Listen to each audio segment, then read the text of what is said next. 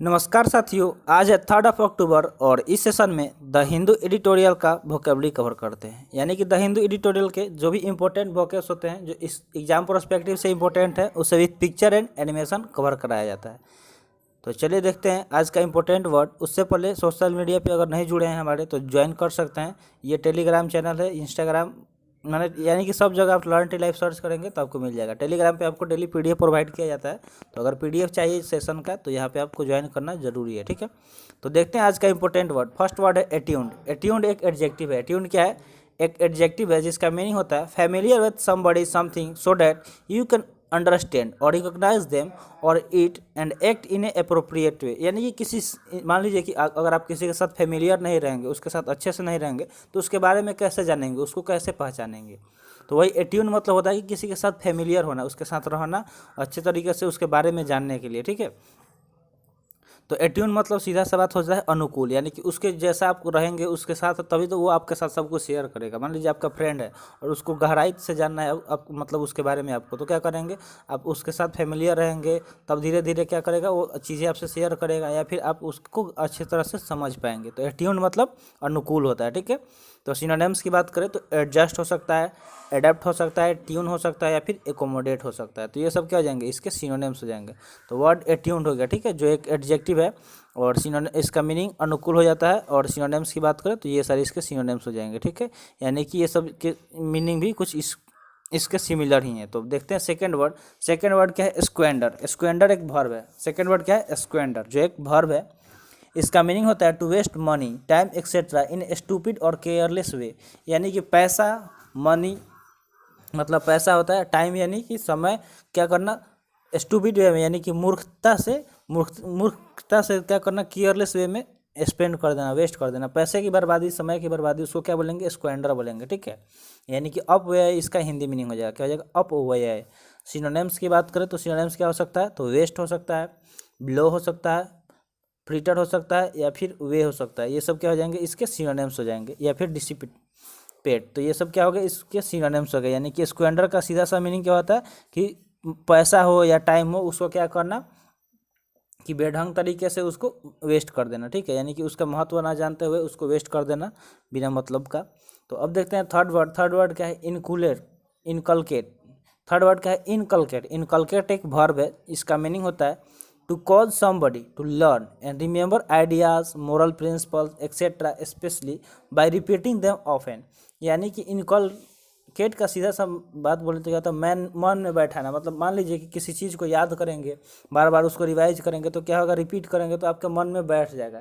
जैसे हम लोग बचपन में किया करते थे, ABCD या फिर टेबल होता था, उसको रिपीट करते जाते थे, बार बार लिखते थे। तो क्या कि वो इतना हमारे मन में बैठ गया कि हम कभी भूल नहीं सकते हैं। ABCD कोई क्यों नहीं बोलता है? क्योंकि उसको इतना बार लिखवाया जाता है बड़े लोगों से, घर के लोग से, स्कूल में कि ABCD आता है, हाँ तो लिख के दिखाओ, सुनाओ, जैसे मतलब तो इतना ज़्यादा हम लोग उसको रिपीट कर दिए कि वो भूल नहीं पाते हैं।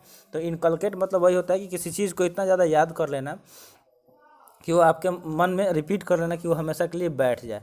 तो सिनोनिम्स की बात करें तो इनस्टिल, टेच, इंडोक्ट्रिनेट या फिर इम्प्लांट, ये सब क्या हो जाएंगे? इसके सिनोनिम्स हो जाएंगे। तो आई होप ये वर्ड समझ में आ गया होगा। तो वर्ड क्या है? इनकलकेट, जिसका मीनिंग होता है मन में बैठा लेना किसी चीज़ को रिपीट कर करके। नेक्स्ट वर्ड है कॉम्प्लियंस। तो कॉम्प्लियंस क्या है? एक नाउन है। तो देखिए जो भी वर्ड भी कराया जा रहा है कवर, इसको भी क्या कीजिए? बार बार रिपीट कीजिए। अगर रिपीट करेंगे, एक बार आराम से सेशन लगाइए, नॉर्मल तरीके से उसको नोट बनाइए और फिर लास्ट में एक बार सोते समय एक बार पढ़ लीजिए नोट, नहीं तो एक बार वीडियो को फिर से थोड़ा सा स्पीड बढ़ा के जिसमें आप कंफर्टेबल है 1.5 या फिर 2x पे देख लीजिए। इससे क्या होगा कि रिवाइज हो जाएगा। बार बार रिपीट करेंगे चीज़ें तो वो हमेशा के लिए आपके मन में बैठ जाएगा। तो अब नेक्स्ट वर्ड क्या है? कॉम्प्लियंस। कॉम्प्लियंस की बात करें तो एक नाउन है। ठीक है, लास्ट में अगर आप ANC दिख जाए कहीं भी, ANC, तो इस तरह आप वो नाउन ही होता है मोस्टली। तो कॉम्प्लियंस भी एक नाउन हो गया, जिसका मीनिंग होता है the practice of obeying rules और request made by people in authority. यानी कि किसी को रूल को क्या करना, रिक्वेस्ट को ओबे करना किसी अथॉरिटी द्वारा, उसको कंप्लेंस बोलते हैं। यानी कि अनुपालन। क्या होता है? अनुपालन, हिंदी मीनिंग यानी कि पालन करना किसी रूल को, अथॉरिटी को या रिक्वेस्ट को। तो सिनोनिम्स की बात करें तो एक्विसेंस, सबमिशन, कन्फॉर्मिटी, डिफरेंस, ये सब क्या आ जाएंगे? इसके सिनोनिम्स हो जाएंगे। तो वर्ड यहाँ पे क्या हो गया? कंप्लियंस जो एक नाउन है और इसका मीनिंग क्या होता है, अनुपालन होता है। और सिनोनिम्स की बात करें तो ये सब इसके सिनोनिम्स हो जाएंगे। तो आई होप ये वर्ड समझ गए होंगे। अब देखते हैं फिफ्थ वर्ड। फिफ्थ वर्ड क्या है, डिस्क्रेशन। डिस्क्रेशन एक नाउन है क्योंकि लास्ट में ION जुड़ा है। वर्ड के लास्ट में अगर ION जुड़ा हो तो वो क्या होता है, एक नाउन होता है, ठीक है। तो यहाँ पे डिस्क्रेशन भी एक नाउन हो गया। इसका मीनिंग होता है द फ्रीडम और power to decide what should be done in a particular situation, यानी कि किसी चीज़ को करने की आज़ादी, डिसाइड करने की, ठीक है। तो यानी कि निर्णय बोल सकते हैं, डिसीजन लेने का आज़ादी, उसको डिस्क्रेशन बोलते हैं। यानी कि सिनोनिम्स की बात करें तो प्रूडेंस हो सकता है, डिसर्नमेंट हो सकता है, कॉशन हो सकता है, फिर टेस्ट टैक्ट, तो ये सब क्या आ जाएंगे, इसके सिनोनिम्स हो जाएंगे। तो डिस्क्रेशन। नेक्स्ट वर्ड है ओवरसाइट। ओवरसाइट की बात करें तो ये एक नाउन है। इसका मीनिंग होता है the fact of making a mistakes because you forgot to do something और you do not notice something. यानी कि किसी the fact of making a mistake, यानी कि बार बार आप कोई मिस्टेक कर रहे हैं बिकॉज, क्योंकि आप भूल जा रहे हैं कि क्या करना है, ठीक है। अगर मान लीजिए आप कुछ चीज़ भूल जाएंगे करना तो क्या होगा, आप मिस्टेक, आपसे जाहिर सी बात है कि आपसे मिस्टेक होगी ही होगी, ठीक है। तो ओवरसाइट का हिंदी मीनिंग क्या होता है, भूल होता है, ठीक है। सिनोनिम्स की बात करें तो सुपरविजन, मिस्टेक, एरर या फिर ब्लंडर, ये सब क्या हो जाएंगे, इसके सिनोनिम्स हो जाएंगे। तो ओवरसाइट मतलब क्या है कि भूल होना। अगर भूल हो जाएगा, कोई चीज़ आप भूल जाएंगे, मान लीजिए किसी काम करने का तरीका जो स्टेप वाइज होता है, अगर आप भूल जाएंगे तो क्या होगा, आपसे गलती होगा ही होगा। तो ओवरसाइट मतलब वही होता है, ठीक है। नेक्स्ट वर्ड है एक्यूमुलेटेड। एक्यूमुलेटेड एक वर्ब है। एक्यूमुलेटेड क्या है, एक वर्ब है जिसका मीनिंग होता है to gradually get more and more of something over a period of time. यानी कि एक्यूमुलेटेड की सिंपल बात करें तो संचित, यानी कि किसी चीज़ को क्या करना, एक्यूमुलेट करना, ठीक है। यानी कि जमा करना धीरे धीरे पीरियड ऑफ टाइम। मान लीजिए कि आप डेली 2-2 रुपये इकट्ठा कर रहे हैं, तो एक टाइम ऐसा आएगा कि आपके पास हज़ारों रुपया हो जाएंगे।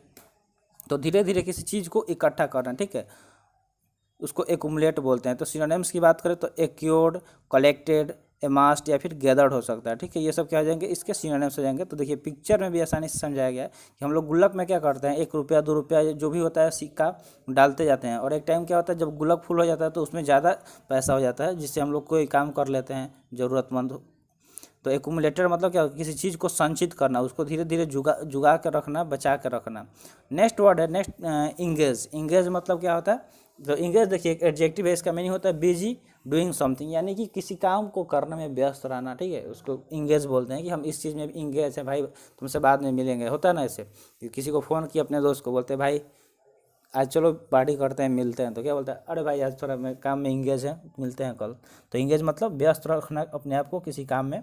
तो सिनोनिम्स की बात करें तो ऑक्युपाई, हायर, इनग्रोस या फिर एब्जॉर्ब, ये सब क्या हो जाएंगे, इसके सिनोनिम्स हो जाएंगे। नेक्स्ट वर्ड है इंडिजीनियस। इंडिजीनियस आजकल बहुत ज़्यादा सुनने को मिल रहा है न्यूज़ में ये वर्ड, क्योंकि आजकल जो हमारा देश है मेक इन इंडिया प्रोग्राम के तहत बहुत सारा चीज़ बना रहा है खुद से। तो इंडिजीनियस मतलब देखिए सीधा सा बात होता है कि स्वदेशी, यानी कि जो अपने देश में बन रहा है उसको इंडिजीनियस बोलते हैं। तो देखिए यहाँ पे लास्ट में OUS लगा है इस वर्ड के, इसलिए एडजेक्टिव हो गया। सिनोनिम्स की बात करें तो developed by a particular place, यानी किसी एक पार्टिकुलर प्लेस के लोगों द्वारा कोई चीज़ डेवलप किया जा रहा है तो उसको इंडिजीनियस बोलते हैं, ठीक है। यानी कि स्वदेशी। तो देशज, यानी कि जो देश में बन रहा है उसको देशज बोलते हैं, ठीक है। तो सिनोनिम्स की बात करें तो सिनोनिम्स क्या होगा, तो नेटिव हो सकता है, अब ओरिजिनल हो सकता है, डोमेस्टिक हो सकता है। तो ये सब क्या हो जाएंगे, इसके सिनोनिम्स हो जाएंगे। आई होप आपको समझ में आ गया होगा इंडिजीनियस। हाल ही में INS विक्रांत को लॉन्च किया गया, तो क्या किया गया, सॉरी कमीशन किया गया। ये सब कमीशन किए जाते हैं जो भी INS है, तो वो क्या था, एक इंडिजीनियस वारशिप था, ठीक है। नेक्स्ट है क्लाउज। क्लाउज की बात करें तो ये एक नाउन है। क्लाउज आप अक्सर इंग्लिश में सुने होंगे, अगर जब आप इंग्लिश पढ़ रहे होंगे। तो क्लाउज होता है एक group of word that include a subject and a verb and form a sentence और पार्ट ऑफ सेंटेंस, यानी कि ग्रुप वर्ड का जो होता है ग्रुप, ठीक है, जो जिसमें सब्जेक्ट और वर्ब सम्मिलित हो। यानी कि वर्ब तो आप जानते ही हैं कि जो कोई काम कर होता है उसको वर्ब बोलते हैं, जैसे खाना पीना, उठना बैठना, नाचना गाना, ये सब क्या हो गया, वर्ब हो गया। तो वर्ब हो गया, या फिर सब्जेक्ट, यानी कि जो कोई काम करता है उसको सब्जेक्ट बोलेंगे। जैसे हम पढ़ा रहे हैं, ठीक है, हम आपको पढ़ा रहे हैं तो हम क्या हो गया, सब्जेक्ट हो गए।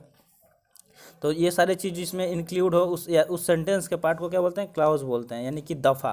देखिए दफ़ा आपको वो दफ़ा नहीं कि जा दफ़ा हो, दफ़ा वो वाला नहीं कि हमारे मतलब यहाँ से जाओ। यहाँ पे दफ़ा मतलब वो होगा कि नहीं सुनते हैं आप, अगर टीवी देते हैं तो दफ़ा 302 के तहत उसको ये सज़ा सुनाया गया। तो वो दफ़ा मतलब वही होता है कि इस लाइन के तहत, यानी कि इस जो सेंटेंस में वो लिखा गया है नियम में उसके मतलब तहत, ठीक है। तो क्लाउज मतलब दफ़ा होता है। दफ़ा का दो मीनिंग होता है, एक यानी कि चले जाना, मतलब किसी को यहाँ भगा रहे हैं, ठीक है, जा दफ़ा हो। और एक इस दफ़ा मतलब दफ़ा 302 के तहत आपको इस उम्र कैद की सज़ा सुनाई जा रही है, मतलब जो भी है दफ़ा वाला। तो क्लाउज का आई होप मीनिंग समझ में आ गया होगा। इसका सिनोनिम्स होता है आर्टिकल, पैराग्राफ, सेक्शन या फिर प्रोविजो। ये सब क्या हो जाएंगे, इसके सिनोनिम्स हो जाएंगे। मान लीजिए कि एक कानून का बुक होता है जहाँ मतलब जो एडवोकेट वगैरह होते हैं तो वहाँ से पढ़ के ही ना सुनाते हैं कि जैसा जुर्म होता है उस हिसाब से उसको सज़ा दिया जाता है। तो वही क्लाउज मतलब क्या हो गया, ये सब इसके सिनोनिम्स हो गए, यानी कि कहीं ना कहीं कोई आर्टिकल, पैराग्राफ या फिर सेक्शन बनाया होगा कि मतलब कौन से कांड के लिए कौन सा सज़ा मिलेगा, तो उसको ही दफ़ा बोलते हैं, ठीक है। तो आई होप क्लाउज वर्ड अच्छे से समझ में आ गया होगा। और जो भी सेशन में वर्ड कवर कराया गया है इसका कोशिश कीजिएगा सेंटेंस बनाने के लिए। तो आज का सेशन यहीं पर समाप्त हुआ। थैंक्स फॉर वॉचिंग, मिलता है फिर अगले वीडियो में। जय हिंद।